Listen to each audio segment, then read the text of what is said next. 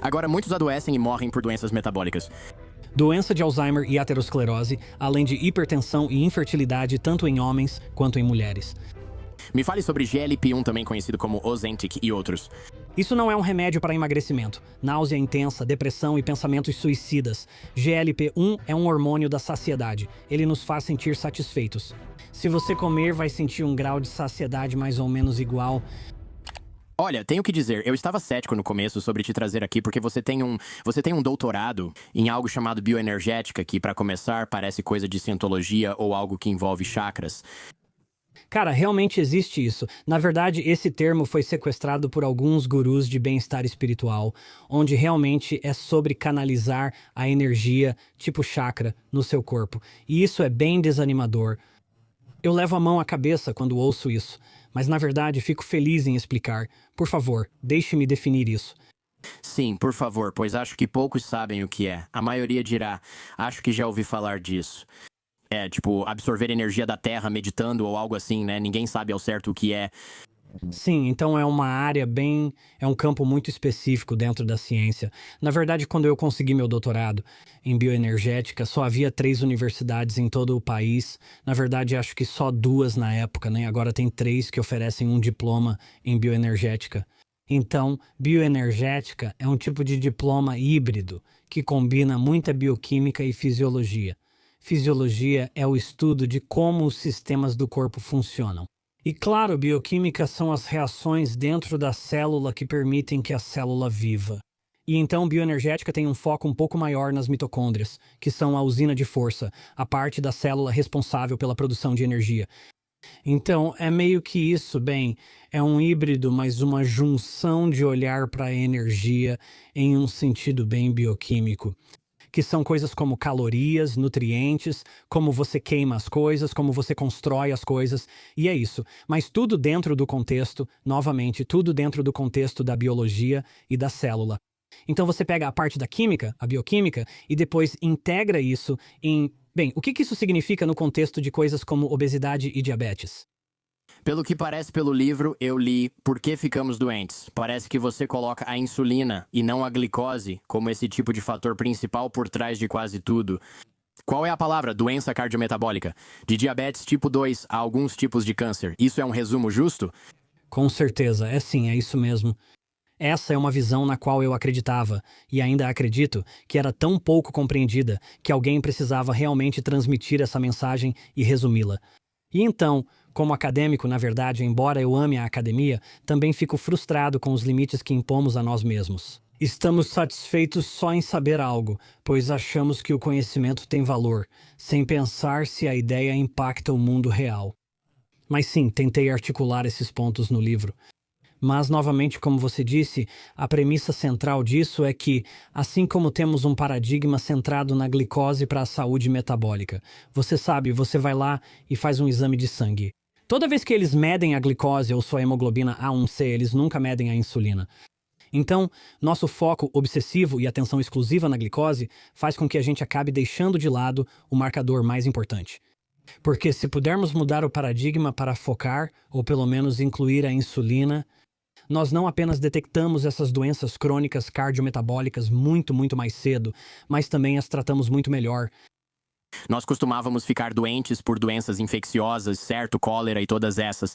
Bem, agora elas meio que estamos tendo um ressurgimento de algumas delas, mas na maioria das vezes, mais ou menos, isso não é mais verdade. Não me preocupo com meus filhos pegando disenteria como na trilha do Oregon, certo? Isso não vai acontecer agora. As pessoas estão ficando doentes e morrendo do que do que é chamado de doença metabólica, então nos diga o que é isso. Acho que, infelizmente, a palavra metabolismo foi sequestrada pelo pessoal do fitness e bem-estar. É como se dissessem, coma isso para acelerar o metabolismo e meu treinador responde, seu metabolismo só para quando você morre, caso contrário, ele está funcionando. Não é preciso comer brócolis, superalimentos ou beber essas coisas para o metabolismo funcionar. Doença metabólica não significa dificuldade em digerir comida, são coisas diferentes. Explique o real significado disso. Essa é uma pergunta realmente muito boa. Particularmente agora, enquanto estamos aproveitando um momento em que muitos profissionais de saúde pública, em altos cargos, estão falando sobre saúde metabólica, entre aspas. Por isso, acredito que é importante termos uma definição comum desse termo, já que metabolismo pode significar praticamente o que cada pessoa quiser. Há tantas definições de metabolismo quanto pessoas que usam o termo. Então, como cientista na área de pesquisa metabólica, acho que a definição mais adequada é justamente aquela a qual seu treinador está se referindo, que é que o metabolismo é a soma de todas as reações químicas que acontecem em uma célula a qualquer momento e então ele é definido. Você pode então, um nível abaixo, dividir o metabolismo e todas as reações metabólicas em duas categorias. Reações anabólicas, aquelas reações que constroem moléculas, e então reações catabólicas, aquelas reações bioquímicas que quebram as coisas. Agora, mesmo assim, com essa definição, alguém poderia dizer, bem, o que isso tem a ver com saúde metabólica, certo? Então é aqui que eu acho que entra a melhor definição, e para mim, a melhor definição de saúde metabólica é, na verdade, vamos pensar, meio que em dois passos. Acho que, se todos concordássemos, seria fácil dizer, ok, talvez a forma mais simples seja ver isso pela ótica da síndrome metabólica. Afinal, ambos têm a palavra metabólica neles. E a síndrome metabólica é esse conjunto de complicações que sempre aparecem juntas. Coisas como circunferência abdominal aumentada, glicose sanguínea elevada, pressão arterial elevada e, então, dislipidemia. Os lipídios sanguíneos, triglicerídeos e HDL estão levemente alterados. Essa circunferência abdominal aumentada, isso é o que eu já ouvi falar. Mas eu preciso enfatizar que é específico para o meio do corpo. Eu vejo você é aquela gordura central, e por isso que eu preciso destacar isso. Não basta dizer que você está gordinho, pois onde a gordura se acumula faz muita diferença. Então esse é o síndrome metabólica, mas ainda assim alguém pode perguntar, por que isso é metabólico? O que tudo isso tem a ver? É aí que eu acho que chegamos à camada fundamental final, que é o que chamamos de síndrome metabólica. Antes chamada de síndrome da resistência à insulina, hoje sabemos a causa disso. Ao falar em saúde metabólica, pense, qual seu status de resistência à insulina agora? Estamos realmente falando de alguns termos produtivos. Ok, então talvez isso não seja o que nos mata, mas é o que nos deixa doentes. E aí alguém chega e diz, parada cardíaca devido à pressão alta. Você diz, ok, eles encerraram, mas parece que você fala em parada cardíaca causada pela pressão alta. Reticências devido à resistência relacionada à insulina e à reação em cadeia das coisas que acontecem quando isso fica elevado por, sei lá, uns 30 anos ou algo assim. Certo, é isso mesmo. Jordan Harbinger, você acertou onde? Eu diria. E de novo, isso tem ramificações no mundo real. Porque se o clínico simplesmente diz ao paciente, você tem pressão alta... Se parar aí, como você disse, a próxima frase é: aqui está a sua receita para um medicamento. Se, no entanto... Exato, se dissermos que você tem pressão alta consequência da resistência à insulina. Agora, a próxima frase responde talvez à pergunta do paciente. O que eu faço? Isso é um problema de estilo de vida, então começamos a mudar o seu estilo de vida. Por isso, você vê isso com frequência. A pressão arterial diminui rapidamente quando a pessoa muda o estilo de vida para melhorar a resistência à insulina. Então, quando eu tinha 33 anos, eu tinha algo em torno de 39% de gordura corporal, eu acho. O que não é bom, para quem está acompanhando em casa, isso não é bom. Agora, eu tenho 12, então, e a maioria das pessoas não diria, você está tão magro, coloca um pouco de carne aí, certo? Parecia uma pessoa normal, então eu tinha 38, 39% de gordura corporal. Fui a um desses check-ups de saúde de CEO, com esteira, coleta de sangue e exame que dura cerca de 8 horas. Eles fizeram exames e o médico disse, sua pressão está alta, você é resistente à insulina. Isso seria pré-diabético, mas ele falou que é tipo pré-pré-diabético. Lembre-se, eu tinha 33 anos, eu disse, tenho receita de remédio para pressão alta que peguei com meu médico. E esse cara falou, olha, eu não sou o seu médico, eu sou um médico. Você realmente não deveria tomar isso pelos próximos 50 anos da sua vida. Ele disse, você deveria entrar em forma, pois ao perder peso e comer melhor, sua resistência à insulina diminui. Aposto que, mesmo se for genético, sua pressão arterial vai baixar e talvez nem precise disso. Você só está acima do peso. E ele disse, não estou tentando ser rude, sabe? Ele basicamente falou assim, olha, procure uma segunda opinião, por favor, de novo. Não sou seu médico, mas eu levei isso a sério. Eu comecei uma dieta, contratei um treinador. Não fiz isso na hora, como deveria, mas perdi mais de 22 quilos de gordura. Eu fiquei em ótima forma e meço minha pressão arterial diariamente. Passei de pressão alta para totalmente normal e de insulina super alta. Como era o nome mesmo? A1C, aquilo que você mencionou antes, que estava fora dos padrões e agora está ótimo. Meu colesterol era 150/75. Um deles, triglicerídeos, eu acho. E todos os números ruins ficaram bons só porque eu parei de comer tanto e entrei em forma fisicamente. É difícil exagerar o quanto você pode melhorar com mudanças no estilo de vida, porque você está atingindo aquele efeito em cadeia que você mencionou, certo? Você está conseguindo controlar a insulina. Assim, pressão arterial, parada cardíaca e cérebro não têm chance de causar problemas em cadeia. Sim, em cadeia, como você disse, se pudermos ir até a base fundamental e dizer, sabe? Às vezes eu uso a analogia de uma árvore, onde a doença crônica, hoje em dia na medicina, é como uma árvore em que estamos olhando para cada pequeno galho dessa árvore doente. E estamos dizendo, Jordão, você tem pressão alta? Então vamos apenas podar esses pequenos galhos com o remédio para a pressão alta. Ou talvez você tenha disfunção erétil, vamos podar esse galho e aqui está um remédio. Nunca olhamos para a árvore toda e perguntamos, por que não a derrubamos inteira? E assim, quando conseguimos reconhecer que tudo isso são apenas galhos de um mesmo problema central ou troncal, que é a resistência à insulina, isso nos permite realmente tratar a causa em vez dos sintomas. Eu gosto disso. Li no seu livro que a resistência à insulina é uma das condições mais comuns no mundo, o que é realmente assustador. Porque agora você tem que nos explicar o que é resistência à insulina. Porque eu não tenho certeza se realmente sei o que isso significa. Eu sei que muita gente que está ouvindo com certeza também não sabe. Mas se essa é uma das condições mais comuns no mundo todo e é ruim, nos explique o que é e como ela causa outras doenças. Sim, claro, ótimo. Então, resistência à insulina é uma patologia com duas partes. Existem dois aspectos nessa doença. Existem dois lados da moeda. Tem um lado que nos dá o próprio termo, que é o fato de que no corpo algumas células não estão respondendo bem à insulina. Então elas se tornaram resistentes ao sinal da insulina. E só para colocar isso em perspectiva, insulina é um hormônio, certo? Ela orienta outras coisas a agir no seu corpo. Essa é uma descrição perfeita. É isso que os hormônios fazem. Hormônios são simplesmente mensagens enviadas pelo corpo dizendo às células o que fazer e cada célula. Isso é importante. Isso realmente importa. Cada célula do corpo tem receptores de insulina. Essas pequenas portas, essas pequenas estações de acoplamento, que são específicas para a insulina chegar, se acoplar e então dizer para a célula fazer alguma coisa. Mas com a resistência à insulina, algumas células não funcionam bem. Mas esse é só um lado do problema. Quando viramos a moeda, essa moeda que eu estou chamando de resistência à insulina, também precisamos considerar que no corpo, os níveis de insulina no sangue estão muito mais altos do que antes, o que é chamado de hiperinsulinemia. Então, resistência à insulina são duas coisas. Primeiro, a insulina não está funcionando direito e segundo, os níveis de insulina estão muito mais altos.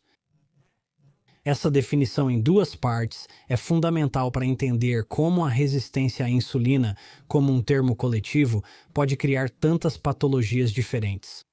Onde ela está? Como pode contribuir para a doença de Alzheimer, aterosclerose, hipertensão e infertilidade tanto em homens quanto em mulheres e assim por diante? Que precisamos manter as duas definições em mente. Mas outra parte disso, quando você olha para o nível global, deixe-me apenas enfatizar bem esse aspecto. Na verdade, fui convidado para fazer o que chamam de pós-doutorado em Singapura, de todos os lugares. Então, depois que terminei meu doutorado em bioenergética na Carolina do Norte, eu sabia que queria continuar seguindo na ciência. E ter a vida de um acadêmico como um bom meio para um fim, para sustentar minha família, era um trabalho que eu queria e, para isso, conseguir um doutorado. Não é suficiente, você precisa fazer algo chamado pós-doutorado. Eu fiz o meu em Singapura, na Escola de Medicina da Duke. Agora, é claro, a Duke tem uma escola de medicina de elite. Eles fizeram uma parceria com o governo de Singapura para criar uma escola de medicina de altíssimo nível, de elite, com grande ênfase em metabolismo. Pesquisas como diabetes e diabetes tipo 2 são o resultado mais óbvio da resistência à insulina. Quando você pensa sobre a insulina e sua principal função de controlar o açúcar no sangue, bem, quando a insulina não está funcionando bem, o açúcar no sangue aumenta. E agora você tem diabetes tipo 2.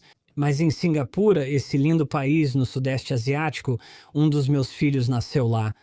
Amamos aquele lugar, fomos lá nessas férias de primavera e adoramos. Curiosamente, você anda pelas ruas de Singapura e vê o singapurense médio, que é predominantemente de ascendência do leste asiático, principalmente de ascendência chinesa. Você se surpreenderia com a pouca quantidade de pessoas gordinhas lá, talvez veja alguém um pouco acima do peso. Mas você anda pelas ruas dos Estados Unidos com negros e brancos sendo as principais etnias e temos muita obesidade aqui. E ainda assim, por mais que sejamos, como país, mais gordos do que Singapura, temos menos resistência à insulina e menos diabetes tipo 2 do que eles. Sim, em termos percentuais da população, os Estados Unidos, quando se trata de diabetes tipo 2 como diagnóstico formal, estamos por volta do país número 70, enquanto Singapura já chegou a ser o número 9. Acho que agora eles devem estar entre os 10 primeiros. Então não se trata apenas de ser gordo? Não se trata apenas de ser gordo, isso é. Não quero apressar a conversa sobre as origens da resistência à insulina, mas a maneira de armazenar gordura importa mais que a quantidade. Ok, eu quero chegar a esse ponto daqui a pouco, porque acho isso super interessante. Eu não teria esperado por isso. No entanto, se você for para a China, verá muitas pessoas gordas. Fiquei chocado e pensei, demos o frango frito do Kentucky, mas vocês precisam usar com responsabilidade. O que está acontecendo? Está começando a aparecer Michigan aqui. Vamos lá. Não surpreende que eles tenham taxas maiores de diabetes tipo 2 que nós. Além disso, a quantidade de açúcar. Provavelmente sou um pouco tendencioso, pois tenho um viés. Moro na Califórnia, então as pessoas dizem, não conheço quem compra frappuccinos, por exemplo. Sei que muitos fazem isso, mas não conheço quem toma Slurpees. Na China e na Ásia, você pega um bubble tea, aqueles chás com boba, e pensa, ok. E se você esquecer de pedir sem açúcar, é como se fosse uma saturação de 100% de açúcar no chá com leite. E você sente seus dentes praticamente se dissolvendo a cada gole. É pior do que Coca-Cola. E as pessoas bebem e comem essas guloseimas o tempo todo. Minha esposa, que é do leste asiático, de Taiwan, diz: você não vê pessoas gordas, deve ser genético. Pelo que você diz, parece que não importa se são gordas. Elas também ficam doentes como você, mesmo sendo gordo. Sim, porque algumas etnias simplesmente têm um potencial maior para engordar.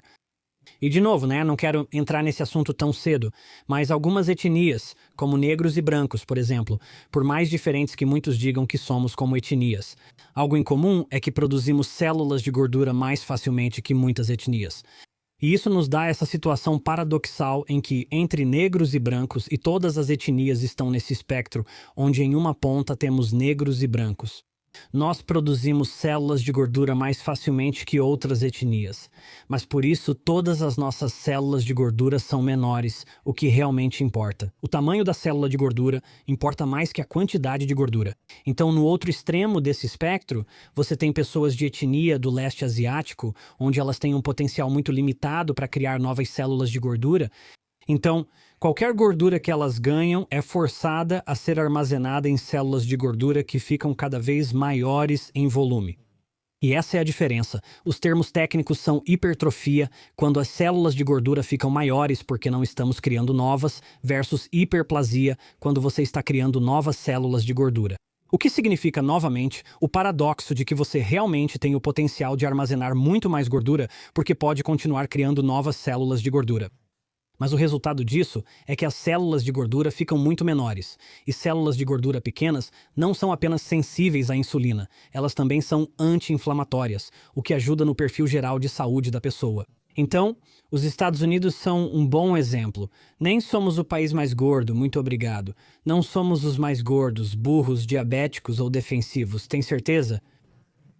Quero ver os dados, mas nós somos gordos, mas somos mais saudáveis do que outros países que são muito menos gordos.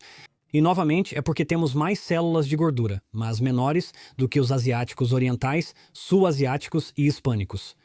Eles estão no extremo oposto, com pouco potencial para criar novas células de gordura. Portanto, um pouco de gordura. Se você pegar uma versão asiática oriental de mim e de você e colocar 5 quilos a mais nessa versão de nós e comparar com 5 quilos a mais nessa versão europeia de nós, na versão europeia só não ficamos bem de sunga. Na asiática oriental já temos pré-diabetes e hipertensão. Ah, entendi. Então o limite para eles terem os mesmos problemas com o mesmo nível de gordura é menor, como eu disse. Na verdade, essa é uma metáfora perfeita, é perfeita mesmo. Porque o quê? Qual que é o termo que geralmente é usado? Quando eu dou essa aula, eu uso o termo pessoal, limite de gordura. E eu realmente animo uma barrinha em um corpo e digo, sabe, então uma pessoa com um limite de gordura muito baixo seria como o corpo de um asiático oriental, onde um pouquinho de gordura já é demais, e você já passou do ponto. Mas o limite para o europeu do norte é bem mais alto. Assim, ele pode ter mais gordura antes de chegar ao ponto crítico em que vira um problema. Isso faz sentido, porque quando eu estava com 40% de gordura corporal, eu tive problemas, mas quando eu estava provavelmente com 35 ou 32% de gordura corporal, meus exames de sangue ainda estavam normais. Eu ainda, sabe, parecia gordinho, mas era tipo, sabe, a maior parte. Infelizmente, a maior parte era visceral, então ficava entre meus órgãos, então eu carregava isso muito bem. As pessoas diziam, não é possível que você perdeu 50 libras, pois eu nem parecia tão diferente, mas meus órgãos sentiam. Posso me mexer de novo. Meu Deus, obrigado. Eles estavam sendo esmagados pela gordura entre meus órgãos, o que aumenta a pressão arterial, certo? Quando tem alguma coisa, tipo um maldito balão cheio de gordura entre cada um dos seus órgãos, empurrando tudo pra fora. As células de gordura visceral são mais problemáticas que as subcutâneas. O corpo armazena gordura principalmente nesses dois depósitos. Subcutânea, que é a gordura que a gente pode balançar e beliscar, que fica logo abaixo da pele e que tem potencial para crescer para fora. E então, se você está armazenando mais gordura de forma subcutânea, você está criando mais células de gordura porque pode simplesmente continuar empurrando para fora.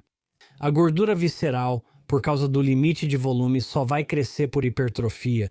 Então, 5 quilos de gordura visceral vão ter uma consequência muito maior para a saúde do que 5 quilos de gordura subcutânea, pois esses adipócitos viscerais não crescem por hiperplasia e não se multiplicam. Porque aí você começa a comprimir fisicamente demais, então eles ficam muito hipertróficos, o que promove resistência à insulina e inflamação. E então, a forma como eles contribuem, isso contribuiria para a pressão arterial, é que quanto mais você aumenta a insulina, mais você está forçando os rins a reter sais e água, o que aumenta o volume sanguíneo, que por sua vez aumenta a pressão arterial. Entendi, isso é interessante e esse é um dos motivos. Agora que estou em forma, um dos motivos pelos quais quero continuar em forma para sempre é porque eu me sinto e pareço bem. Mas em segundo lugar, eu percebo que meu limite pessoal de gordura, mesmo para, uma pessoa branca, é um pouco mais baixo, por causa da minha genética. Ei, vamos guardar tudo isso entre seus órgãos antes de aumentar sua cintura. Enquanto outras pessoas, inclusive na minha família, acabam com uma barriga enorme. Mas nada muda porque toda a gordura deles fica na frente ou dos lados. Com certeza, isso é absolutamente verdade. Então, esse é um ponto importante, porque mesmo dentro da mesma etnia, pode haver uma variação enorme. Além disso, entender a diferença entre hiperplasia, multiplicação das células de gordura, e hipertrofia, aumento de tamanho, também explica por que isso ocorre dentro da mesma etnia. As mulheres são invariavelmente mais gordas do que os homens e, ao mesmo tempo, mais saudáveis. Se fosse só pela gordura, toda mulher seria mais doente que homens com problemas cardiometabólicos. Mulheres tendem a ter mais gordura por diferenças hormonais, mas não são mais doentes justamente por esses mesmos hormônios. O estradiol faz com que as mulheres acumulem mais gordura sob a pele que os homens e estimula o crescimento de novas células de gordura quando preciso. Esses hormônios estimulam a criação de novas células de gordura, tornando as mulheres mais gordas que os homens. Como possuem mais células de gordura, porém menores, elas acabam mais protegidas contra problemas cardiometabólicos decorrentes da resistência à insulina. Então, quais seriam talvez os 3 principais fatores de estilo de vida que aumentam a insulina o dia todo? Estamos falando sobre horários das refeições, alimentos ultraprocessados, coisas estranhas que comemos e carboidratos? Afinal, quem é o vilão? Sim, certo. Sim. Então, essa pergunta aborda quais são as principais causas da resistência à insulina? Acredito que há 3 que realmente valem a pena mencionar, e vou citá-las em ordem de importância crescente, onde as 2 primeiras causas são relevantes. Mas também são fatores difíceis de controlar, como estresse e inflamação. O estresse, assim como a inflamação, defino isso como um professor que leciona endocrinologia, ou seja, uma aula sobre hormônios. O estresse é realmente definido pela elevação dos 2 principais hormônios do estresse, a adrenalina. Nos Estados Unidos nós chamamos de epinefrina, na verdade epinefrina e cortisol. Então esses 2 hormônios, quando estão elevados, promovem resistência à insulina. Mas há um limite para o que você pode fazer. Se alguém diz, meu cortisol está alto, o que faço? Respondemos, acalme-se. E eles, bem, agora estou ainda mais estressado porque não consigo me acalmar, sabe? Então, por mais que seja uma variável, também é algo que você realmente não consegue controlar muito bem. A inflamação é o próximo ponto e causa resistência à insulina. Porém, esse fator é complicado e difícil de controlar. Depende de algumas variáveis que podem estar fora do seu controle. Mas, felizmente, ambos são mais modestos do que o principal, que é justamente aquele sobre o qual você fez a pergunta, que é a própria insulina.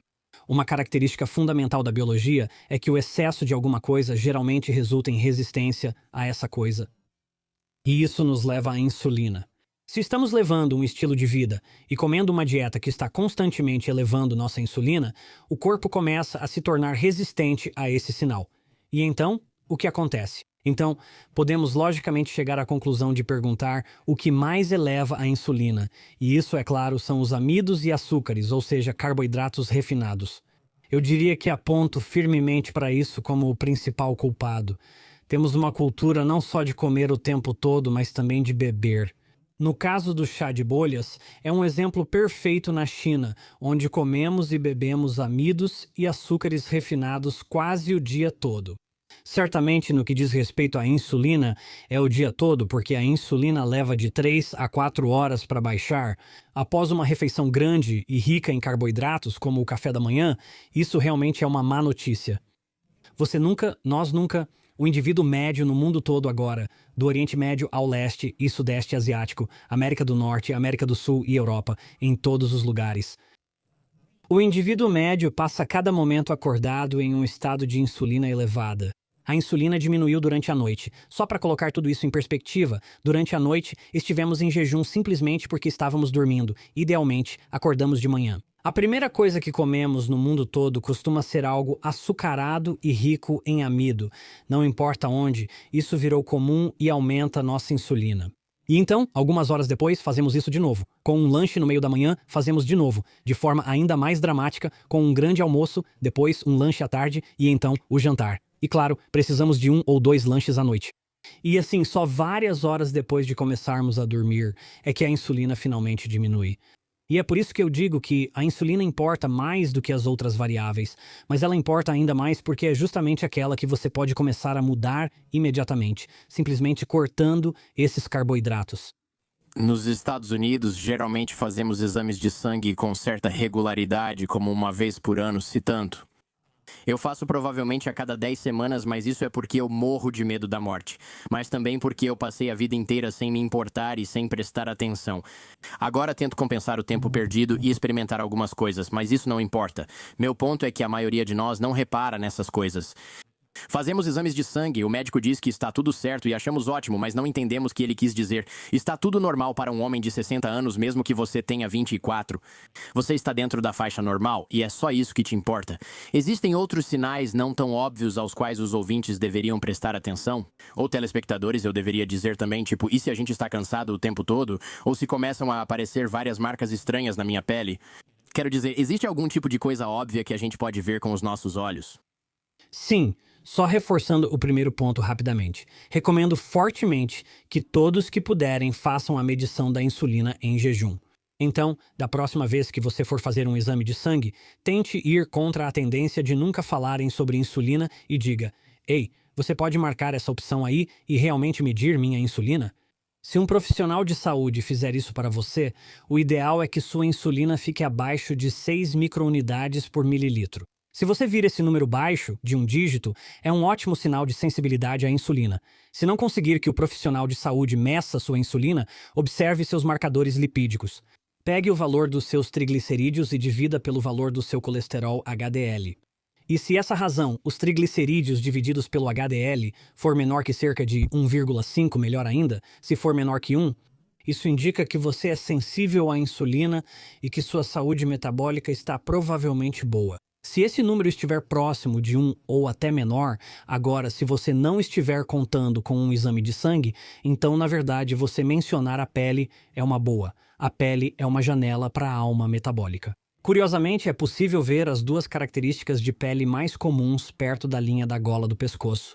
Uma delas é uma condição chamada acantose nigricans, que é um termo complicado que se refere à pele mudando tanto de textura quanto de cor.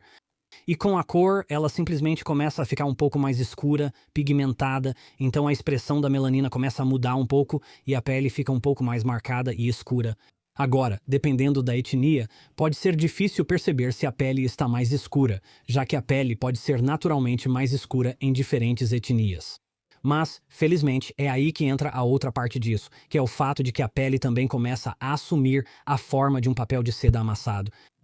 É um tipo de pele muito enrugada, profundamente amassada, perceptível ao ver e tocar. Então essa é uma condição de pele. Existe outra comumente chamada de acrocórdons, onde você começa a ter essas pequenas, não é como um monte de pele, mas sim como um pequeno talo de cogumelo. É como uma pequena coluna de pele que simplesmente se projeta para cima. E as pessoas provavelmente sabem do que estou falando, já viram isso antes, mas são esses pequenos talos de cogumelo de pele. Quero dizer, eles são pequenos, mas você vai vê-los meio que pendurados, quase como um dedinho minúsculo saindo da pele. Essas manifestações de resistência à insulina são comuns e podem desaparecer rapidamente conforme a resistência melhora. Que bom saber. Estou vendo meus exames de sangue. Quais são as duas coisas que se dividem uma pela outra nos triglicerídeos? E o outro era triglicerídeos, né? Dividido pelo HDL. Ok, este é um exame de sangue antigo, mas 40/6. Se isso for abaixo de 1,5, isso é ótimo. Deixa eu tentar isso agora. 40 divididos são até números pares. 40 dividido por 60, 0,66. Ah, sim, você está rindo. Isso é ótimo, isso é bom. Ok, isso me faz sentir melhor. Queria ter superpoderes. Quero dizer, isso é um sinal muito, muito bom. Sim, isso é bom. Me faz sentir melhor. Eu esperava não precisar editar. Não, Jordan Harbinger, sim. Você não quer se envergonhar. Exatamente. Isso está fascinante. Há muitos caminhos possíveis. Fale mais, tenho certeza que você tem muito a dizer.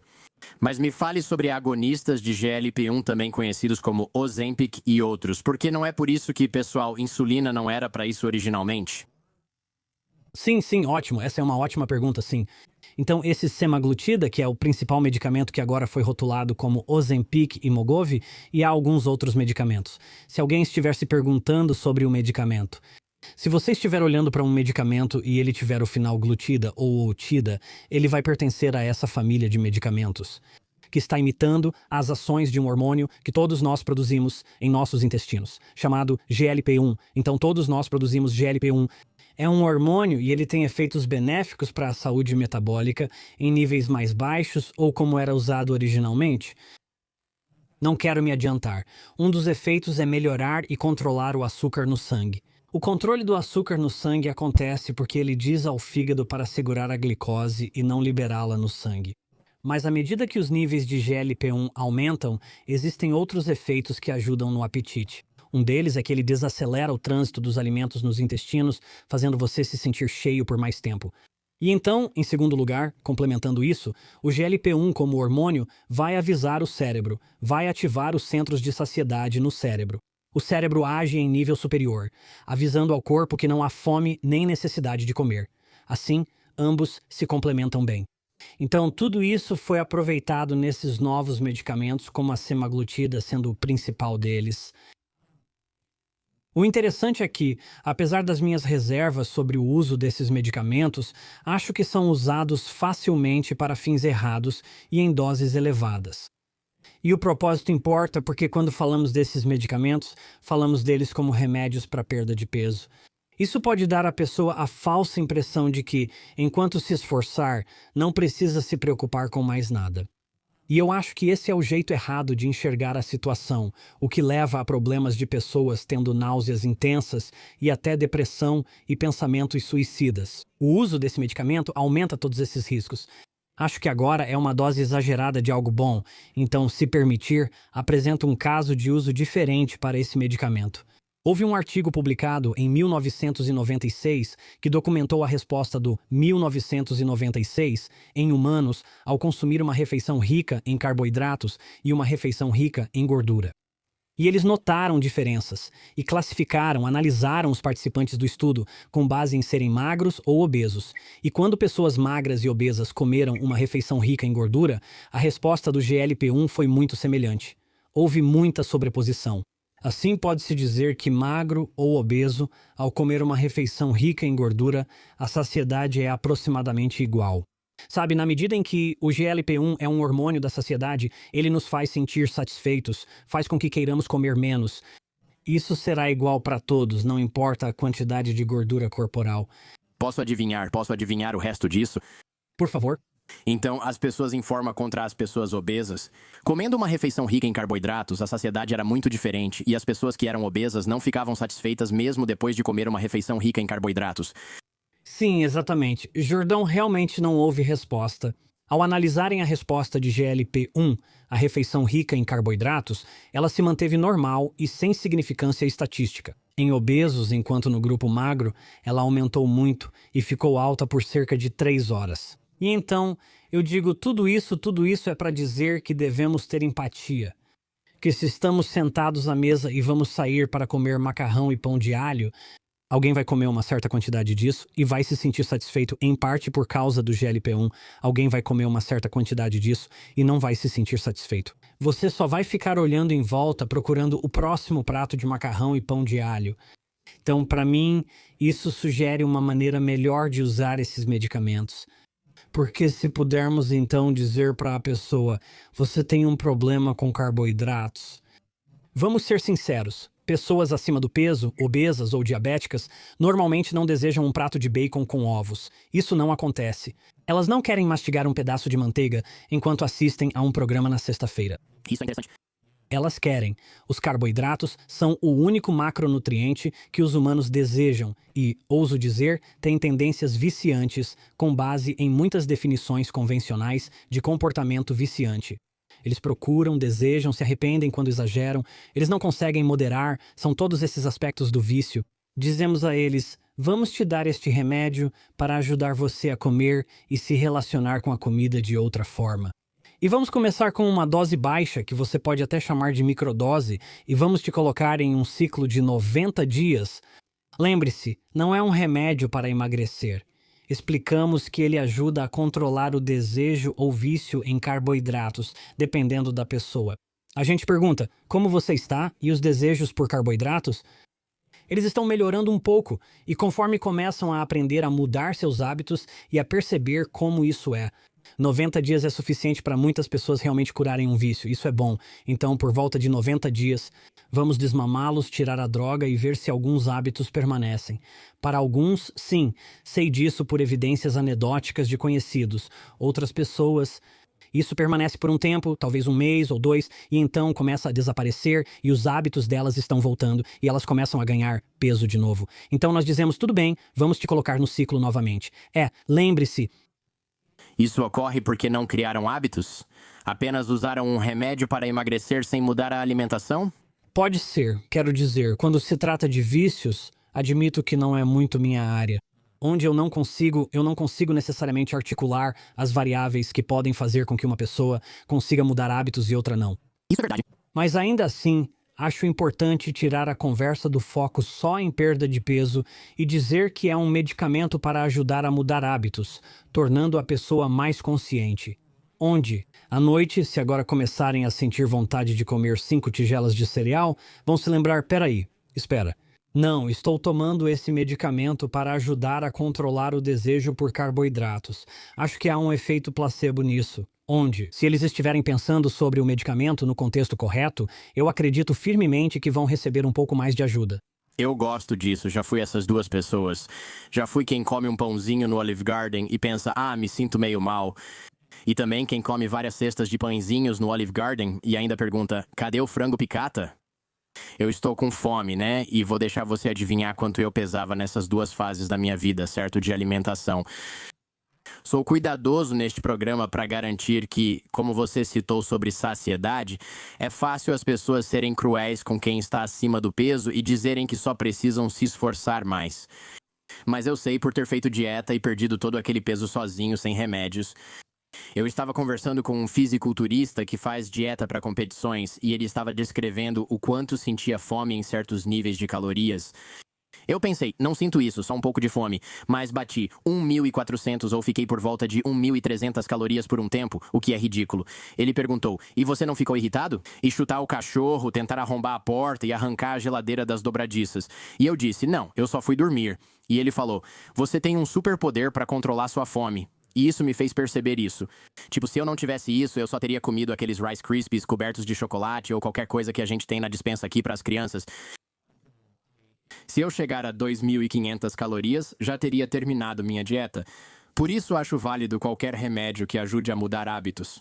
Vou discordar um pouco fazer o papel de advogado do diabo. Mesmo que você use GLP-1 ou semaglutida para sempre, isso ainda não seria mais saudável do que ser obeso? Porque a obesidade, lendo seu livro, basicamente é uma das piores coisas que podem acontecer ao seu corpo. Então, a menos que esses remédios te matem de outra forma, é meio que isso. Mesmo que matem, talvez seja melhor lidar com isso do que ser obeso. Talvez você perca um pouco de osso e músculo e precise trabalhar nisso. Mas você não tem pressão alta, não tem dor nas articulações, não tem problemas cardíacos ou coisa do tipo. Você não enfrenta o estigma social, não tem problemas de confiança.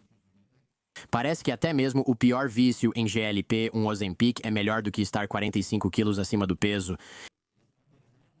Sim, não, esse é um argumento realmente muito bom. Na verdade, como cientista, só para ajudar todos a entenderem isso, eu sou um daqueles cientistas à moda antiga que busca a verdade para ser um bom cientista. E eu espero ser um, com toda a humildade, eu espero ser um. É preciso estar pronto para abandonar teorias quando os dados provam que estão erradas, sendo humilde e aberto a opiniões contrárias. Qual seria o contraponto a isso? Então, antes de tudo, eu não sei. Na ausência de dados, não posso dizer se seria melhor, mas os dados que temos são bem claros. Onde? Ainda assim, se você falar que usará esse remédio para sempre, é revelador que 70% dos usuários desses medicamentos nos Estados Unidos param de tomar o remédio por vontade própria em 2 anos. Eles não querem continuar tomando, isso é ótimo. Eles basicamente dizem, prefiro ser gordo do que me sentir do jeito que me sinto. Esquece, falei cedo demais. Não, achei que você quis dizer que funcionava. Eles param de tomar o remédio agora? Eu preferiria ser... Algumas pessoas dizem, perdi o peso que queria, agora parei. Mas acabam recuperando tudo em 1 ano, isso é bem claro. Elas acabam mais gordas devido à perda de músculo e osso que não voltam, a gordura retorna muito rápido. Então, 70% dos usuários são 69% nos Estados Unidos, 70% no Reino Unido, na verdade, 70% nos Estados Unidos, ou seja, é idêntico. Eles param de usar o remédio após 2 anos por escolha própria, e agora? Coincidentemente, nesse mesmo período de 2 anos, um estudo foi publicado há poucos meses.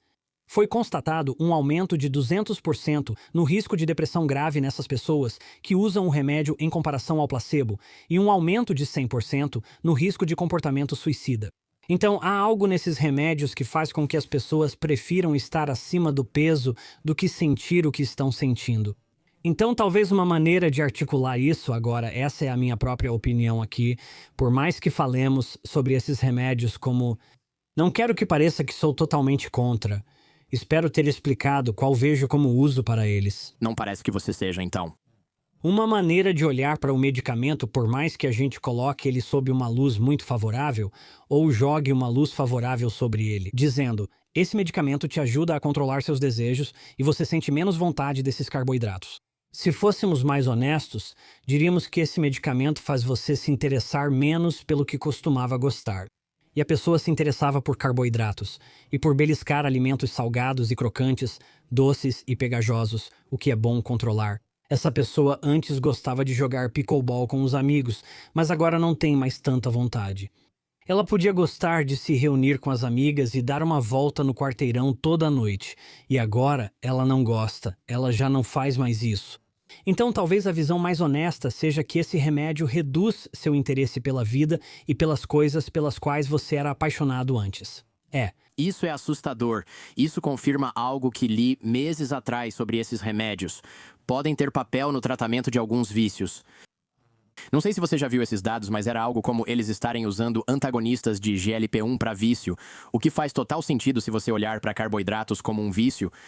E aí você percebe que isso deixa as pessoas deprimidas porque elas não ficam tão interessadas em outras coisas que antes gostavam. Bem, heroína é uma dessas coisas, ou álcool é uma dessas coisas. Exato. Essa evidência é parte do motivo de eu explicar meu ponto de vista assim. Eu conheço muito bem o fato de que isso pode ser usado para controlar vícios, e é por isso que eu acho que funciona do jeito que funciona. Isso faz com que você fique menos interessado nos alimentos que você costumava desejar, mas também faz com que você fique menos interessado nas outras coisas que costumava gostar. Isso é assustador, cara. Há muito mais sobre resistência à insulina que quero abordar e vamos passar rapidamente por alguns desses pontos. Saúde cerebral era algo que eu não esperava. Memória, aprendizado e resistência à insulina no cérebro. Você até mencionou que o Alzheimer às vezes é chamado de diabetes tipo 3. Você pode falar um pouco sobre isso? Isso é assustador. Realmente é, mas é assustador. Mas, novamente, vejo uma boa notícia, pois perceber que muitas dessas doenças crônicas assustadoras têm um núcleo metabólico é fortalecedor. A boa notícia é que você pode agir sobre a saúde metabólica, não apenas se sentir impotente diante do declínio cognitivo. O cérebro também sofre com a resistência à insulina, assim como outros tecidos do corpo. A maioria das pessoas não percebe que o cérebro, para conseguir glicose suficiente para suprir suas necessidades energéticas, precisa que a insulina esteja funcionando bem. Assim, quando o tecido cerebral resiste à insulina, agora a insulina vem e bate nas portas desses neurônios, pedindo para que as portas se abram para que a glicose possa entrar e alimentar o neurônio. As portas não se abrem. Não há resposta à insulina e, assim, ao melhorar a sensibilidade à insulina, você aumenta a capacidade do cérebro de obter glicose. Além disso, ao melhorar a sensibilidade à insulina, seus níveis de insulina também caem. E à medida que a insulina diminui, o corpo começa a queimar mais gordura. E quando o corpo queima mais gordura, ele produz mais de algo chamado corpos cetônicos. Eu já ouvi isso, e os corpos cetônicos são um combustível muito favorável para o cérebro. O cérebro adora corpos cetônicos, para colocar de uma forma simples. Na verdade, se o cérebro tiver que escolher entre glicose ou corpos cetônicos, ele prefere os corpos cetônicos se tiver acesso igual aos dois. Do sangue, o cérebro, em grande parte, cerca de 70% da sua energia vai começar a vir dos corpos cetônicos se eles estiverem disponíveis, mesmo quando os corpos cetônicos estiverem em níveis mais baixos do que a glicose. Isso é apenas uma evidência de quanto o cérebro prefere os corpos cetônicos. E quando você fornece corpos cetônicos para um cérebro em declínio cognitivo, a cognição melhora. Isso já foi demonstrado em vários estudos com humanos, onde você pega pessoas com doença de Alzheimer, coloca elas em cetose usando, por exemplo, corpos cetônicos exógenos, alguns suplementos de cetona, para colocá-las rapidamente em cetose. Elas repetem alguns testes cognitivos e se saem melhor. Eu sei que a insulina também afeta a testosterona, o esperma, há implicações de disfunção erétil aqui, eu diria. Quando minha A1C resistência à insulina, triglicerídeos e colesterol melhoraram, meus hormônios aumentaram bastante, praticamente sozinhos. E eu li no seu livro, isso foi um tapa na cara, com certeza. O tecido adiposo atua como um ovário em relação à aromatização e hormônios. Pode explicar o que isso significa? Porque isso foi, cara, se você tivesse me contado isso, eu nem teria engordado em primeiro lugar. Não. Quero dizer, você definitivamente começa a pensar nisso. Tipo uma cena de Seinfeld, onde você pensa no sutiã masculino ou no bro. Onde o cara começa a armazenar gordura de um jeito menos masculino do que antes. Você realmente usou o termo perfeito aqui. Aromatização é o termo usado para se referir às ações de uma enzima chamada aromatase. E a aromatase, sua função é pegar a testosterona e convertê-la em estradiol, que é o principal estrogênio. O estrogênio é, na verdade, um grupo de hormônios, não apenas um. Pouca gente sabe que todos os estrogênios derivam da testosterona em homens e mulheres, mas nas mulheres isso ocorre nos ovários. Fazem isso mais que os testículos, então há mais. Aromatização. Um dos muitos efeitos inesperados da insulina é inibir a aromatase. Então, por mais que a aromatização tente converter testosterona em estradiol, e em um homem, isso acontece menos do que, é claro, nas mulheres. Mas quanto maior um homem fica, quanto maiores ficam as células de gordura dele, mais essas células de gordura realmente se expressam. A aromatase, enzima que muitos associam só às gônadas e à produção de hormônios sexuais nos testículos e ovários, ela realmente começa a se expressar em quantidades cada vez maiores e com atividades cada vez mais intensas nas células de gordura da pessoa, à medida que ela vai ficando cada vez mais gorda. Então, se você tem Isso é realmente importante porque muda a perspectiva. Nós temos uma perspectiva que é a de que você está gordo porque tem testosterona baixa. Na maioria dos homens ocorre o oposto. A testosterona é baixa devido ao excesso de gordura. E à medida que você reduz a sua gordura, você reduz a aromatização.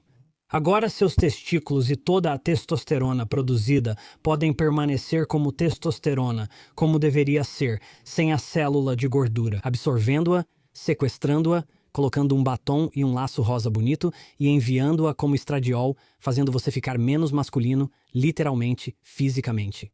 Então, quanto mais reduzimos a massa de células de gordura, apenas a massa de gordura, mais os testículos conseguem fazer o trabalho que querem fazer, que é encher o corpo de testosterona masculina. Interessante, gosto de como você fala isso. Também recebo muitas cartas sobre disfunção erétil para nosso quadro de conselhos de sexta-feira. Fico bastante preocupado com a quantidade de homens de 20, 25 anos que têm disfunção erétil. No início eu pensava, para de ver tanto pornô, se não consegue se excitar comigo, sua namorada. Amém. Mas isso é uma simplificação. Provavelmente, não nego que seja um problema. Porque eu concordei. Que bom que você percebeu, pois considero isso essencial na nossa cultura. Quanto mais agimos assim e fingimos não haver consequências, mais ignorantes ficamos. Quanto mais esses jovens se prejudicam, mais precisam saber que a exposição à pornografia dificulta ter um relacionamento sexual normal com outra pessoa.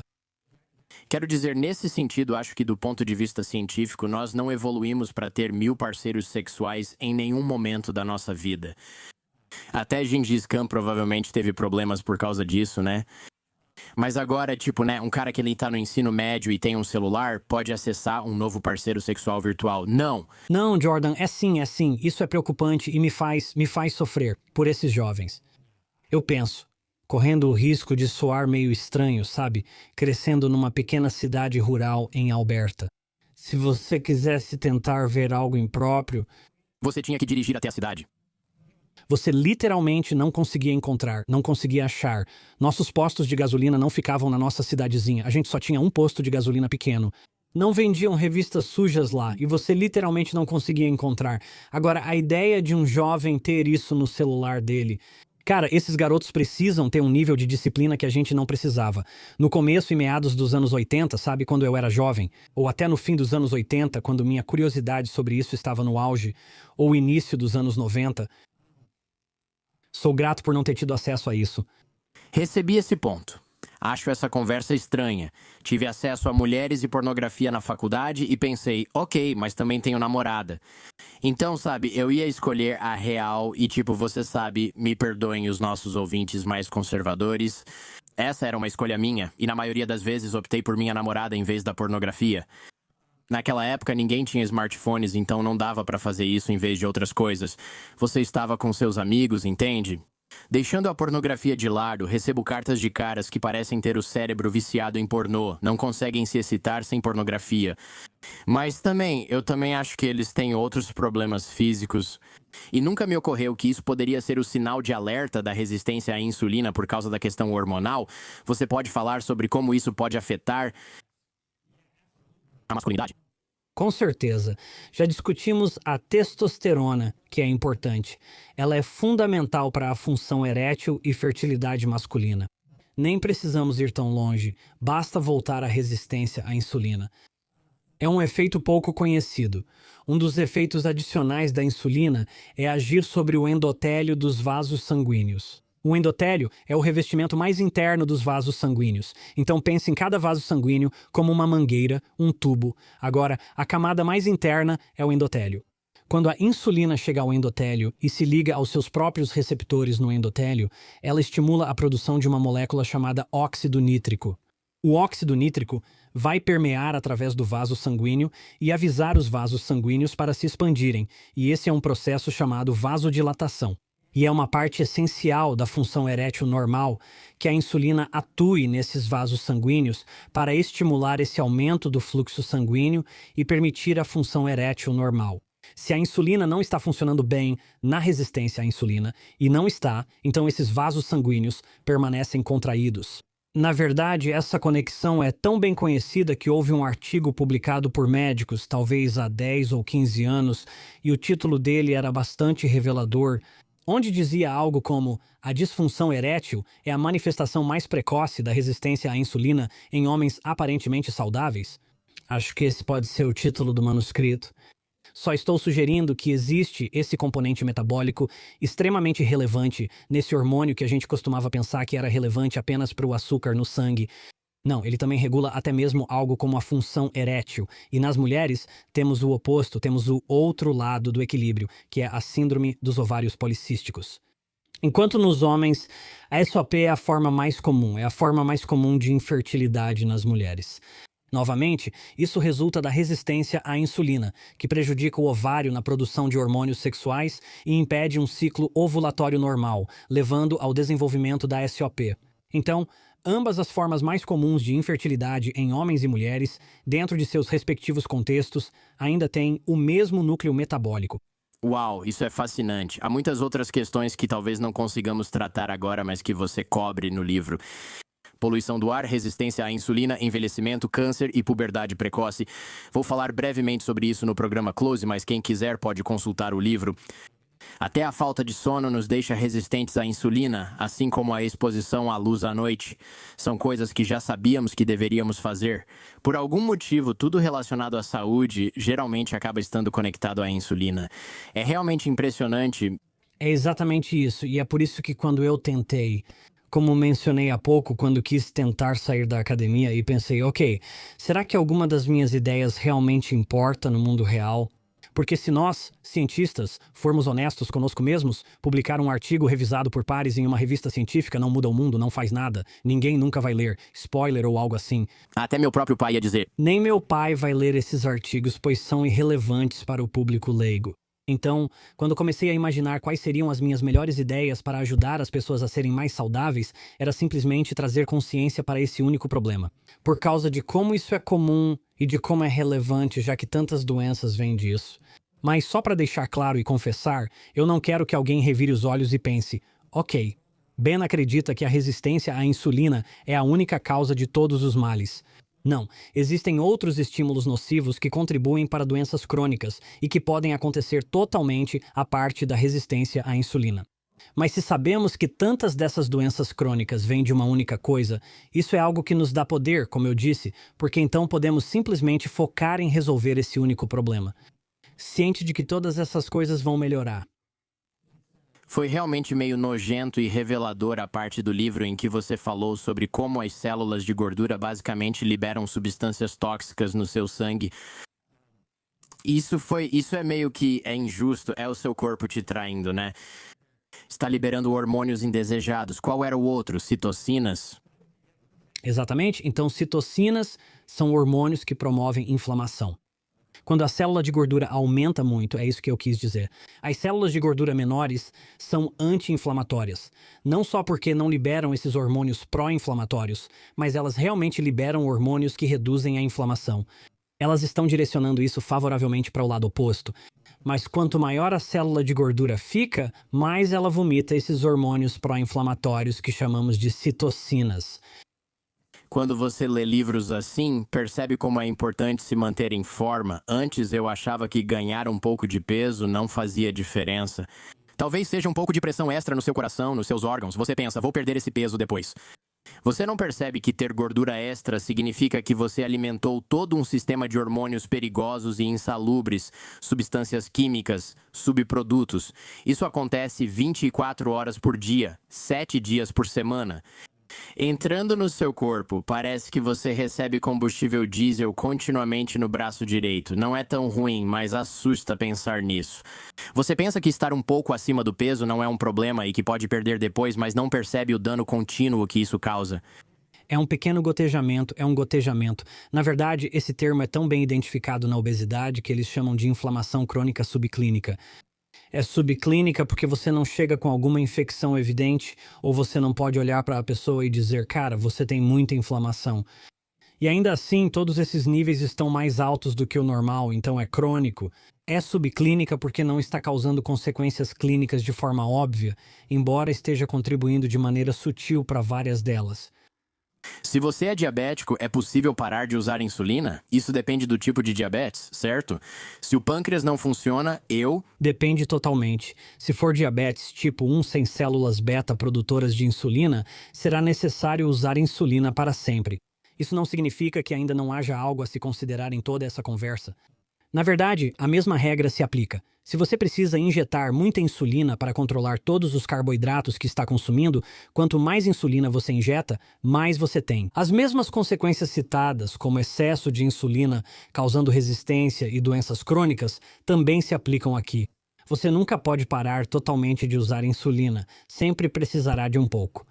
No diabetes tipo 2, porém, é possível reverter completamente o distúrbio. Se for realmente diabetes tipo 2 e não alguma forma de tipo 1 para deixar claro, então você sempre está produzindo insulina. É só uma questão de você exigiu insulina demais do seu corpo por muito tempo e agora só precisa recalibrar, por assim dizer. Nós publicamos um artigo há alguns anos com uma clínica local, onde pegamos 11 pessoas com diagnóstico recente de diabetes tipo 2. Elas tinham todas as definições de diabetes tipo 2. E em apenas 90 dias, com uma dieta pobre em carboidratos, veja bem, uma que não exigia que eles contassem calorias, era simplesmente assim. Coma proteína e gordura à vontade, mas mantenha os carboidratos nesse limite diário, contando os gramas consumidos. Assim, não precisa passar fome. Se tiver fome, coma priorizando proteínas e gorduras. Em 90 dias, todas essas 11 pessoas reverteram o diabetes tipo 2 por todos os marcadores clínicos. Não havia nenhuma evidência da doença, sem nunca terem tomado um único medicamento. Isso é loucura. As pessoas vão dizer que 11 é pouco, precisamos de mais. Então, publicamos isso como um estudo de caso, mas você está vendo relatos de casos maiores e estudos sendo feitos mais casos reais, não estudos de caso, mas estudos clínicos reais, feitos por grupos como a VIRTA, V-I-R-T-A, VIRTA. A saúde tem liderado a expansão dessa prática de enxergar questões como o diabetes tipo 2 e classificá-las como doença, de você basicamente comer carboidratos demais e simplesmente não conseguir mais controlar o seu açúcar no sangue. E se você não consegue controlar o seu açúcar no sangue, então vamos apenas comer menos dele. Uau, isso é realmente interessante, mas é ótimo porque significa que você pode assumir o controle disso. E só porque talvez você já esteja até bem avançado nesse caminho. Você ainda pode reverter isso e colher todos os benefícios, especialmente para o seu cérebro e corpo. E, de novo, é parte do seu cérebro, certo? Acho que muita gente pode pensar, eu não me importo com a minha aparência. E agora é tipo, tem muito mais acontecendo do que só a sua aparência. Você vai acabar com Alzheimer ou demência, outros tipos de problemas no corpo e o seu pênis não vai funcionar. Os caras ficam tipo, peraí, sabe? Eu pensei... Eu quero que esse negócio funcione. Tipo, eu pensei, beleza, estou acima do peso. Pelo menos posso cuidar de mim mesmo. Mas não por muito tempo, cara, não por muito tempo. Você não vai conseguir. Não vai funcionar mesmo. Então vamos fazer as coisas acontecerem aqui. Uau, isso é bem poderoso. Quero dizer, só restringir a ingestão de carboidratos é algo que vem de alguém que fez uma dieta pesada alguns anos atrás. Como já falei, se bastasse contar carboidratos e comer proteína e gordura à vontade, essa dieta seria ótima. Não é difícil de seguir. Funciona porque a restrição calórica é o principal fator, certo? Essa é a parte que te deixa com fome, mas se você pode simplesmente comer frango e está tudo certo, é isso mesmo. Quero dizer, é só fazer alguns hambúrgueres e comer esses hambúrgueres. Isso é loucura. Quero dizer, essa é uma dieta que literalmente acho que qualquer um poderia seguir. Você só precisa... Mas, de novo, o problema é o quanto você é viciado em carboidratos. Certo, claro. Isso é o que é difícil. Então, por mais que o conceito seja tão simples, a implementação pode não ser. Há algumas pessoas que só com esse conhecimento conseguem dizer, ok, estou dentro, estou comprometido. E você pode ser uma dessas pessoas. Mas tem muita gente que a gente conhece que sente aqueles carboidratos chamando. É como um canto de sereia noturno, tentando convencer a pessoa a pular do navio e se afogar em 5 tigelas de cereal. É nessa hora que você deve aplicar os hábitos atômicos do James Clear. E não ter isso em casa e fazer com que o seu DoorDash exija que você faça login toda vez que quiser pedir alguma coisa e todas essas coisas. Para evitar tentações de carboidrato, use um armário trancado. Sua esposa pode comer Cheetos, mas você não terá acesso. Mas também peça ajuda, sabe, se você puder. Às vezes, pessoas que amamos sabotam nossos esforços ao verem mudanças que elas não querem ou não estão prontas para fazer. Sempre que possível, informe as pessoas presentes que têm um objetivo aqui. Peça ajuda ao seu amigo, familiar ou pessoa amada, compartilhe suas preocupações e pergunte: você pode me acompanhar? Na verdade, com tudo o que sei, com todo o conhecimento que tenho, eu já mencionei algumas vezes comer tigelas de cereal. Isso para mim à noite é como crack. Se eu fizer isso e eu passo por esse padrão como um viciado, onde eu digo, vou só comer uma tigelinha, é sempre a mesma coisa. Se eu conseguisse parar em uma tigela só, tudo bem, mas não consigo. Só paro de comer mini wheats açucarados quando já estou quase tendo eles saindo pelo nariz. Por isso sempre falei à minha esposa, se me vir indo para a despensa, a gente não compra com frequência porque sei que não me controlo. Sempre peço para Cheryl me impedir se me vir indo para a despensa. E eu vou ficar um pouco irritado com isso, vou ficar um pouco bravo, mas eu nunca sou maldoso, mas não se importe, você nunca se importa com o que eu sinto sobre nada, não se importe agora. Então você está no comando. Só me diga pra parar. E isso tem ajudado. Cara, eu sou do mesmo jeito. Quando termino de comer, fico de olho nas minhas calorias porque ainda conto as calorias. Eu não sou o cara que consegue medir a comida só olhando, mesmo que agora os números sejam mais altos. E eu fico tipo, tem Capitão Crunch na dispensa. Eu quero um punhado disso, então pego um punhado e penso, esse punhado tá meio pequeno, deixa eu pegar um maior. E aí eu acabo pegando mais um pouco. Preciso de um pouco de leite pra ajudar a descer. Você não pode pegar com a mão, então põe na tigela achando pouco, coloca mais um pouco e mais leite. De repente, estou comendo uma tigela cheia de Capitão Crunch às 9h30 da noite e penso, como cheguei aqui? Reconheço, é disso que falo, por isso digo, parece um verdadeiro viciado. Quando você sabe que não quer, simplesmente não quer fazer isso. Mas esse é outro motivo pelo qual eu me revolto contra esse mantra de moderação em tudo. Acho que nutricionistas dizem isso porque não querem admitir que certos alimentos são piores que outros. Por algum motivo, eu não sei o que se passa na cabeça deles que faz com que eles não consigam admitir isso. Mas moderação, em tudo, é uma das ideologias mais horríveis quando se trata de hábitos viciantes. A gente diria para um amigo alcoólatra, se fôssemos sair para beber, ei, vamos sair para beber? Por que você está tomando leite? Falo isso como um garoto mormon que realmente toma leite quando sai com os amigos e eles dizem, por que está bebendo isso? Vem tomar uma cerveja. Não posso, sou alcoólatra. Então só uma. Ninguém fala só uma, faz só uma carreira e depois para. Que estupidez é essa? Então, Santo Agostinho, engraçado um garoto mormon como eu citar um santo católico, Santo Agostinho disse, de forma brilhante e muito bem articulada, a abstinência é mais fácil do que a moderação perfeita. Para alguns de nós, precisamos reconhecer isso. Eu sou viciado nesses carboidratos, então é mais fácil para mim nem começar a comer do que parar de comer. Então simplesmente nem comece. Sempre falo, por que comprou essa caixa grande? Para as crianças? Minha esposa diz que sim e eu respondo, não preciso de incentivo. Não. Sua dinâmica pode ser como a minha e da minha esposa. Posso ter um pote de Ben e Jerry's e outro de Häagen-Dazs, um para cada um. Ela tem uma habilidade quase alienígena. Tira a tampa, come 5 ou 6 colheradas com delicadeza, recoloca a tampa e guarda no congelador. É isso. Eu não consigo me identificar, porque não só eu vou até o fundo do meu pote, como também vou ficar esperando ela se distrair para eu poder terminar o dela. É isso mesmo, eu também quero provar um pouco daqueles. Do outro lado, exatamente. Então, pessoal, obviamente deve conversar com seu médico antes de começar qualquer tipo de dieta. Provavelmente, mas diminuir, cortar os carboidratos e parar de comprá-los e coisas assim. Se possível, verifique se seus níveis de insulina em jejum mudam, pois esse é o parâmetro que analisamos no sangue. Com certeza, sim.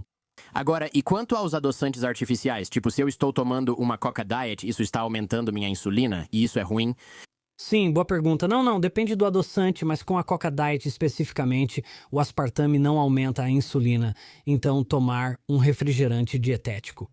Hoje em dia, cada vez mais refrigerantes também têm sucralose, então se for uma bebida zero, em vez de apenas diet, ela tem um pouco de aspartame e sucralose. Eu, pessoalmente, não gosto do sabor da sucralose, é um pouco doce demais para mim, sim.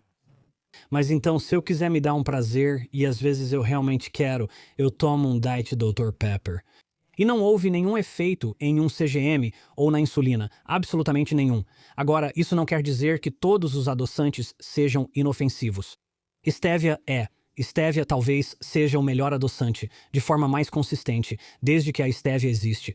Praticamente nunca houve um único artigo negativo publicado sobre ela, na maioria dos casos. Mas o aspartame é tranquilo, a estévia é tranquila, o extrato de fruta do monge é tranquilo, o eritritol é tranquilo. Mas alguns dos outros adoçantes terminados em ol realmente têm um leve efeito sobre a insulina, o que pode ter consequências, podendo te deixar um pouco mais faminto depois. Então, minha opinião sobre adoçantes é que, se uma pessoa consome algo adoçado com um adoçante, se isso te deixa mais faminto depois, provavelmente é melhor evitar, pois pode aumentar sua insulina. Algumas pessoas podem reagir diferente aos adoçantes por causa do microbioma, que pode metabolizá-los de formas variadas. Por isso, o tema é mais complexo do que muitos pensam. Mas, sabe, eu deveria ter mencionado um adoçante, a alulose. A alulose é um daqueles que, longe de te deixar com fome, aumenta significativamente o GLP-1. E assim, a alulose, que as pessoas podem encontrar, por exemplo, na RX Sugar, que faz vários produtos com alulose, vai te deixar mais saciado. Então isso é algo que eu já usei no passado. À noite, quando quero comer algo, opto por uma barrinha com alulose, o que controla bem o apetite. Nem todos os adoçantes são iguais. Me envie o link da sua barrinha com alulose favorita, nunca ouvi falar e quero experimentar, vou incluir nas notas do episódio. Acho que as pessoas vão pensar, existe uma barrinha que posso comer e depois não vou querer comer mais? Isso é muito útil. Que hábito você mudou após analisar seus próprios dados? Ótima pergunta. De fato, dados são a forma certa de pensar nisso. Já fiz algumas dessas mudanças, mas uma em especial me vem à mente. Eu fiz essa mudança com base nos dados que vi dos dispositivos vestíveis que eu usava. Acompanho meu sono e os níveis de açúcar no sangue com um monitor contínuo de glicose. Talvez o hábito que mais mudei e que mais me ajudou no geral, especialmente nos meus hábitos de sono, e eu sempre fui um péssimo dorminhoco, foi não aumentar minha glicose no sangue antes de ir para a cama. Na verdade, eu ficava me perguntando o porquê. Eu ficava deitado na cama, meu coração acelerava, batia forte, e eu sentia calor. E eu suava tanto, sentia tanto calor, e eu não sabia que estava indo para a cama assim, hiperglicêmico toda noite. E a hiperglicemia, na verdade, estimula o sistema nervoso simpático. Esse é o aspecto do sistema nervoso que nos prepara para correr ou praticar atividade física. Esse é um péssimo momento para ativar o sistema nervoso simpático ao tentar dormir. Então, o hábito que eu mais mudei, baseado em dados, nos meus próprios dados, foi realmente evitar alimentos que aumentam a glicose à noite. Mais fácil falar do que fazer, mas eu mudei. Do que fazer? Sim, Engraçado. O que mudaria? Parei de comer carboidratos à noite, mas não falamos que você come cereal toda noite? É bom saber disso. embora tenha sido difícil. Mas isso me ajudou com a minha motivação, sinceramente, porque quando comecei a pensar nas consequências duradouras do meu sono ruim, ficou um pouco mais evidente. Antes era só, ei Ben, você está perdendo o tanquinho, vai engordar. Era tão sutil que eu conseguia justificar. Mas quando eu realmente reconheci, não, isso está me deixando realmente privado de sono de forma crônica e eu me sinto miserável o tempo todo. Isso me deu um empurrão extra para realmente me ajudar a fazer algumas mudanças. Vou encerrar com isso. Se você pudesse alocar, digamos, 100 milhões de dólares do NIH amanhã, que estudo você faria? Que estudo você faria? Meu Deus, eu realmente faria. Essa é uma pergunta incrível. Eu faria o oposto de todos esses estudos de perda de peso. Ainda existe um debate muito intenso e contínuo sobre a natureza da obesidade. Alguns dirão que é só questão de calorias, outros afirmarão que depende apenas dos hormônios, especialmente insulina. Minha visão é que é um pouco dos dois. A célula de gordura só engorda com o comando da insulina. Sem esse sinal, isso não ocorre. Mas, ao mesmo tempo, ela precisa dessas calorias para alimentar esse crescimento. Então não dá para ser só de um jeito ou de outro. O problema é que todos os estudos feitos para tentar responder essa questão, se é um problema de calorias ou se é um problema hormonal, foram estudos de perda de peso, o que traz uma variável de confusão muito relevante, que é quando você pega uma pessoa comum e diz, você vai sair da sua dieta americana padrão para essa dieta com pouca gordura e muitos carboidratos, mas na verdade ainda são menos carboidratos do que tinha na dieta americana padrão. Então, em ambas as dietas, você na verdade tem tanto menos calorias quanto menos insulina. Mesmo sendo pobre em gordura e rica em carboidratos, ainda tem menos carboidratos que antes, pois a pessoa come bem menos. Então, em nenhum desses estudos de perda de peso você conseguiu responder se o problema é de calorias ou de insulina. Para responder à pergunta, precisamos realizar um experimento de ganho de peso, colocando pessoas em duas dietas diferentes. Você seguirá uma versão rica em carboidratos dessa dieta hipercalórica e outra cetogênica, pobre em carboidratos e rica em gordura. Ambas são hipercalóricas. E vamos ver qual delas faz as pessoas engordarem mais. Isso então responderia à pergunta de forma muito mais definitiva, e eu diria de maneira muito mais convincente, sobre o que é que realmente nos faz engordar. Tentar explicar o que nos faz engordar por meio de estudos de perda de peso está errado e só gera confusão. Precisamos fazer as pessoas engordarem e ver quem tem mais dificuldade em ganhar peso. Esse é um bom ponto. Nem tinha pensado nisso. Parece que alguém adoraria financiar isso. Não sei como funciona o processo de concessão, mas poxa, Jordan, conseguir bolsas é frustrante. É a parte de ser professor que mais odeio como cientista. Aposto que você não faz ideia do quanto é difícil. Não, realmente não sei. parece que se pudéssemos descobrir o que é, as empresas farmacêuticas não querem saber o que faz as pessoas engordarem, as empresas de exercícios não querem saber o que faz as pessoas engordarem, parece que muita gente poderia usar esses resultados. Bem, sim, mas você fala de uma empresa farmacêutica. Mas o problema é que não há dinheiro a ser ganho. Se for só uma questão de controlar seus carboidratos. Entendi. Sabe o que quero dizer? Isso é verdade. Eu diria que o fato de não haver nada para patentear é o motivo de esse tipo de estudo não ter sido feito. Com certeza. Isso faz total sentido. Você está certo. Se disserem coma menos besteira, muitos vão questionar. Não posso rotular ou vender isso para sua seguradora. Você está certo, ficará preso e terá que conseguir esse dinheiro sozinho. A boa notícia é que não deve custar 100 milhões de dólares. Não, seria menos. Mas ainda mais do que posso pagar agora, talvez um dia. Cara, liga para os Mormons do Walmart e vê se conseguem te dar um cheque. Você tem que começar a mobilizar a grande base de ex-alunos da BYU. Isso mesmo. Dr. Bickman, muito obrigado. Isso é fascinante. Sempre que eu olho essas coisas de nutrição, eu sempre penso, será que vou me interessar por esse negócio de nutrição? E aí acaba sendo sempre fascinante. Eu realmente gostei muito dessa conversa, cara. Também gostei, foi ótimo. Obrigado por me receber.